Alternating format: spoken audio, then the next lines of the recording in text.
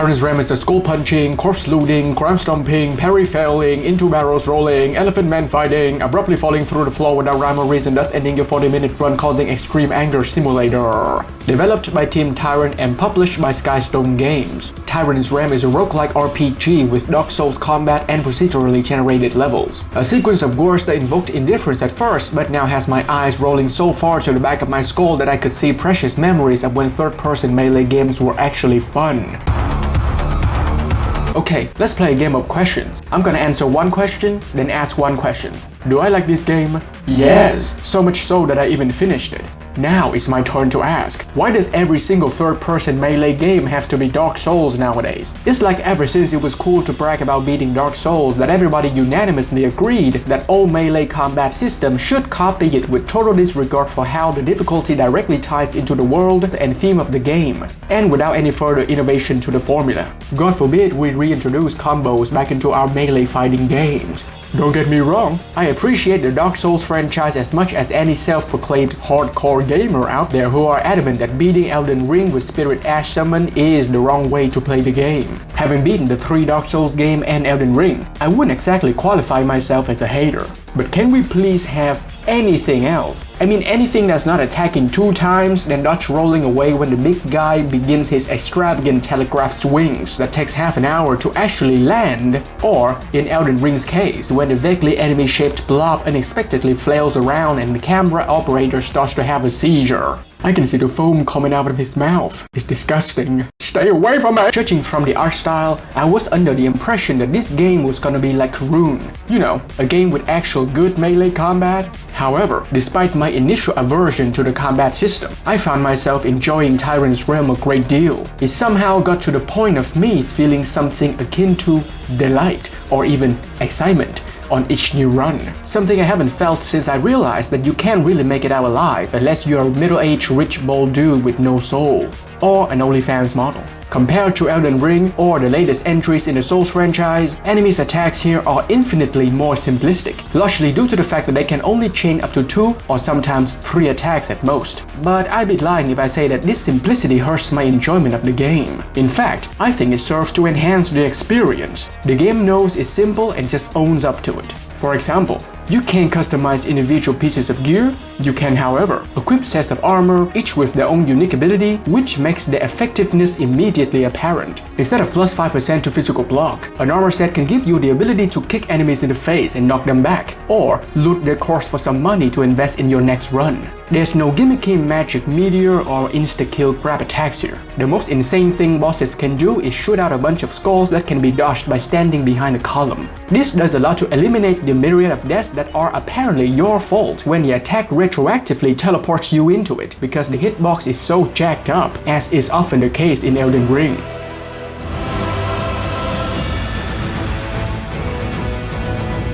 Tyrant's Realm is more of a Sekiro type of deal, where the game shows you exactly what your character and the enemies can do, then just unceremoniously plops you half naked into the world and lets you figure it out. Maybe this simplicity is why I often find myself sucked into the gameplay loop, just chilling, going with the flow, immersing myself into the world, before getting yanked out of it because my guy suddenly falls through the floor after rolling into a barrel. What? No. Твою мать! Ебаный хуй! God damn it! Mother... Okay, I know that the studio is small and this game is sorta in its infancy because it takes at least a year of patches for a video game to be in a playable state nowadays. But why does my character keep falling through the floor? I'm not exaggerating when I say that I lost more of my progression to this glitch than actually dying. 1 minute my guy's just running around rolling into barrels, the next he's suddenly no-clipped into the back rooms, just infinitely plummeting into an endless abyss. I went online to check if there's any way to remedy this, and even the devs admitted that they can't actually fix it because they haven't been able to replicate it. The only thing they know is that this happens when the game runs at a low frame rate, which wouldn't be such a big problem if the game wasn't so committed to the roguelike genre that even the frame rate is procedurally generated.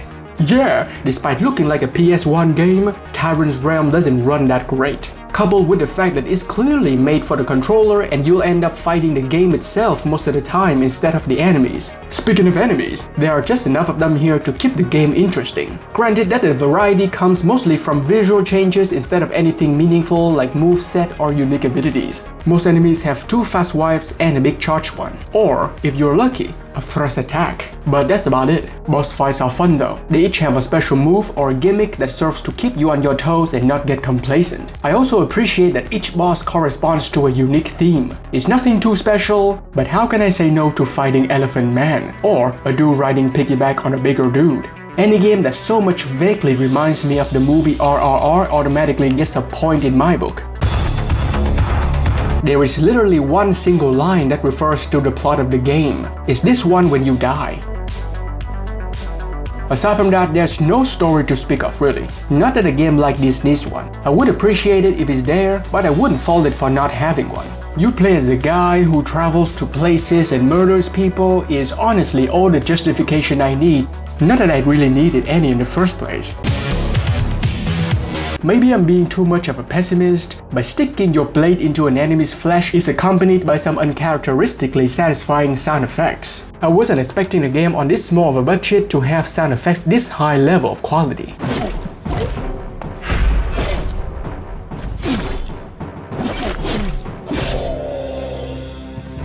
Now with that mentioned, everything else is pretty much what I was expecting. They do the job well enough but don't stand out in any way. This is especially true for the music, which is a bit too subdued in my opinion. They could have gone for something a bit more robust. I'm not saying that they should hire an entire orchestra to make an epic soundtrack for 2 regular dudes fighting in a dingy dungeon, but the sound effects give me an impression that there was gonna be more to the soundtrack than mildly exciting scuffle. It's good enough though, and if you don't like it, you can just turn it off and put on some music that's actually good.